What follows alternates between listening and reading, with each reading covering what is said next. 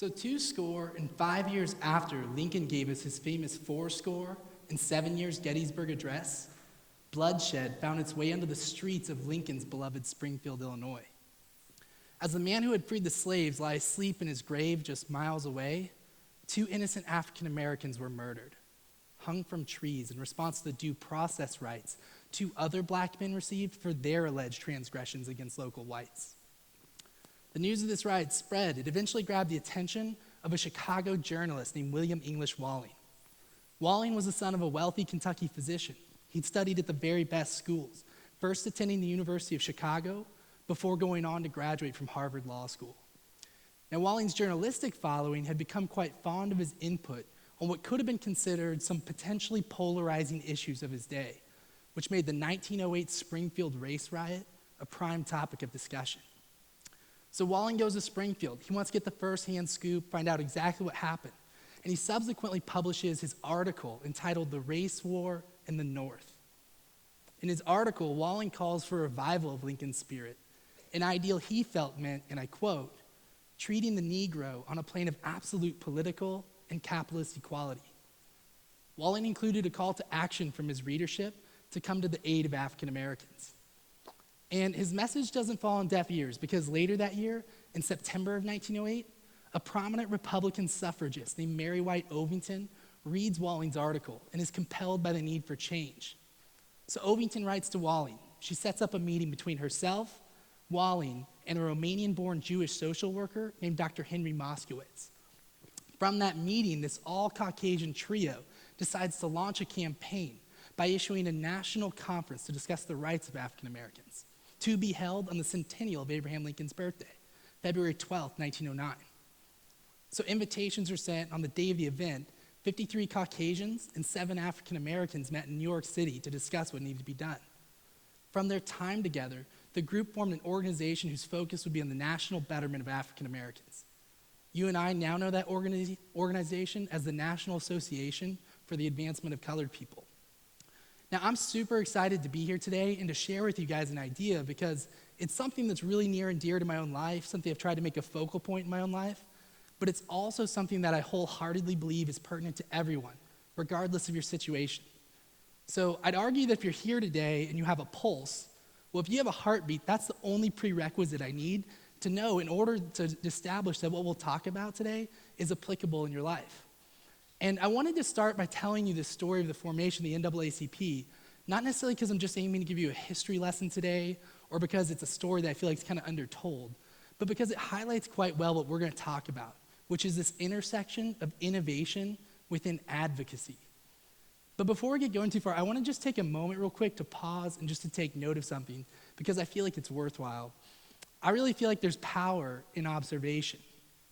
And we've been able to observe some really compelling talks today. And even though 98% of the molecular, quantum physics, and glizzics has kind of gone way over my head, it's been easy for me to observe that if you're a young, driven entrepreneur, then you have the capacity to hire employees and see revenue grow. But when you're a young, driven entrepreneur who also cares about seeing more members of his community give back, well, now he can really foster change. We've been able to observe that when you're a professor who has a passion for the subject she teaches, then she can equip students to do well in her exam. But when she also decides to connect with students by combining some shared interest in Harry Potter or Game of Thrones, now she very well may transform those competent students into competent teachers in their own respect. But for the here and now of this talk, I want you to begin by focusing your attention to this idea of advocacy. I mean, who are the kinds of people we think of when we think of who advocates are? I think for a lot of us, we might picture like a nonprofit organizer who's passionate about the purpose behind their organization. And maybe on the other end of the spectrum, we think of like a lobbyist who's advocating for a corporation or a political cause on K Street in DC. And while I think those are both accurate descriptions, I also think it's really important for us to establish early today that you, that me, that we're all advocates. And this can take place on a super micro level. It could be something as simple as you waking up this morning and proudly putting on your University of Tulsa t-shirt. And it may be something like you making a purchase and subsequently going online to write a glowing review of that purchase. Whatever it is, it's really awesome because it allows us as end users to have leverage in making our voice heard when we're advocating about a purchase, a product, an idea, an experience that we love to share with the people we care about. And then think about innovation for a moment too, because I think of innovation as just being kind of like a buzzword that's made a big push in the 21st century. And I'd group it together with other words that have done similarly. Like, you know what I mean, right? For me, these are the words I use when I don't know what I'm talking about, but like I really want you to think I know what I'm talking about, right? So I'll be having a conversation with a friend about like an article I read online, or I'll be talking to a professor about like net neutrality, and I'll say something absolutely ridiculous like, yeah, so I totally agree with you, professor. Yeah, so the synergy that we're seeing in the paradigm shift, yeah, that as it pertains to like human wellness and sustainability, yeah, that creates a full immersion into innovation as we know it. And in my heart of hearts, I want to think that sounded really informed, educated, maybe even convincing. But the reality is, I don't have a clue what I just said. Now, when we think of innovation, it seems reasonable that we think of like a product, maybe like the new Apple Watch, which is released today. Or maybe we think of a process that changed the way we do something. Kind of like how Netflix changes the way a lot of us watch movies in our own homes. But it's really important for us to remember that innovation is not synonymous with commerce. Now, innovation very well may be used to increase market share or to capture a customer, but innovation in and of itself has nothing to do with monetary profits alone. So for the purpose of this talk, I want you to think of innovation as this.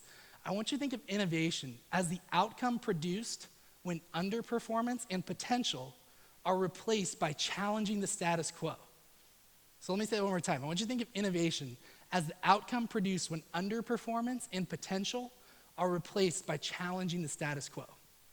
So then what happens on this intersection when we see innovation within advocacy? Well, that intersection takes place when we become an advocate for a cause that seemingly doesn't directly affect us. And this is why I wanted to tell you the story of the formation of the NAACP. And it isn't to say that the NAACP couldn't have been formed by an all-African American group of founders, but it is to say that there was unique impact, there was unique influence when this idea for change was sparked by 3 members of the same race that had just hung 2 innocent black men from trees. Now, what's currently more common in today's society is this notion that we should be advocates for causes that directly affect us. And we see this a lot. So we'll see artists talking about the need for a higher focus on the arts in our schools. Or we'll see Second Amendment enthusiasts talking about the need for more open carry laws. And while I'm not here today to tell you that there's anything inherently wrong with you advocating for something that does directly affect you, what I'm here today to tell you is that if the reach of your advocacy only ever extends to causes that very few people care about more than you, then you're selling yourself short.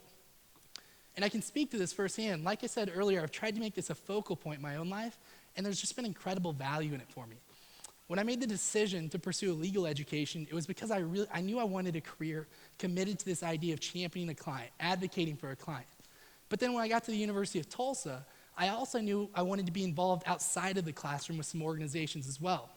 And early in your first year, the school puts on a fair where all these groups have a chance to kind of highlight what they're all about. So I'm at the fair and I see a couple really natural fits, right? I see the Sports and Entertainment Law Society. I'm a huge sports fan. I'm a film junkie. I love a good book. I thought it'd be a great fit. I saw the Student Bar Association. I remembered my time serving as 7th grade class president. I thought, hey, maybe that'd be a neat opportunity as well. But then I came across and I saw the Women's Law Caucus. And right there on its table was its mission. It said, the Women's Law Caucus was organized to encourage more women to enter the legal profession, to erase continued professional discrimination against women, to provide mutual support for fellow classmates, and to call to attention the needs and problems of women as attorneys. And while that mission statement alone grabbed my attention, so did the facts about what's going on in Oklahoma right now.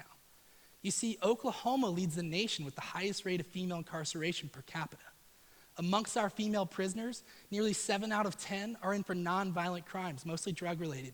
Nearly 85% of these women are mothers, which is why the Women's Law Caucus has partnered with Women in Recovery, an organization that provides an alternative to extended sentencing to women facing prison time right here in Tulsa County. Now, you may remember earlier that I said that this intersection of innovation within advocacy takes place when we become an advocate for a cause that seemingly doesn't directly affect us. Well, the focal point here has to be on that word seemingly, because to actually advocate for a cause that has no bearing on my life is actually quite difficult for me to do. Just as an example, take my involvement as a man in an organization like the Women's Law Caucus. Well, there are things in my life, and moreover, there are people in my life that create in me a vested interest in the health of an organization like the Women's Law Caucus. I have a niece who will be 2 next month named Hannah. I call her Hannahlope. She's adorable. I love her to death. And the reality is when I decide to start my own family someday, there's a good chance I'll have a daughter of my own as well. Well, then don't I have a vested interest in ensuring that there are ample opportunities in the legal field if my niece or if my future daughters want to pursue a career as a lawyer? Or don't I have a vested interest in making sure that my girls make the same pay as their male colleagues no matter what they're doing? Or what about when you take the time to serve food at a local soup kitchen? You know, you or someone you know may or may not be directly affected by homelessness or hunger, but doesn't your time spent serving others there allow you to treat everyone with the grace and with the empathy that they deserve? So I really want this to hit home with you today. I want you to go home and think about the ways in your own life in which you can embrace innovation in the way you advocate for others. And I believe this can manifest itself in a lot of different ways. I think this can be played out in just a whole litany of different manners. But I really believe that it could look like something like a set of biological parents advocating for the need for qualified families who are ready to consider adoption or foster care, while 300,000 of our youth are being aged out of a system because we don't have enough families who are ready to take these kids in. Maybe it looks like more heterosexuals who are pissed off about the fact that there are currently 28 states that allow their businesses to legally discriminate against a would-be job applicant based solely on his or her sexual orientation alone.